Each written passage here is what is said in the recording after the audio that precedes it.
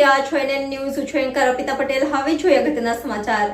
સમાચાર આવી રહ્યા છે શામળાજીથી, જ્યાં વિદેશી દારૂ સાથે એક ઇસમને પોલીસે ઝડપી પાડ્યો.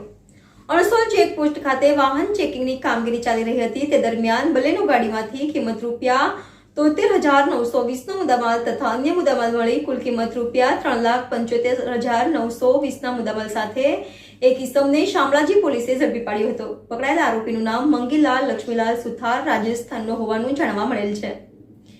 NN news Shamlaji. દર્શક મિત્રો, તમારી આસપાસ બની રહેલી અવનવી ઘટનાઓ વિશે જાણવા માટે એનએન ન્યૂઝને લાઇક કરો, શેર કરો, સબસ્ક્રાઇબ કરો અને બેલ આઇકન પ્રેસ કરો, જેથી આપને નોટિફિકેશન્સ મળતી રહે.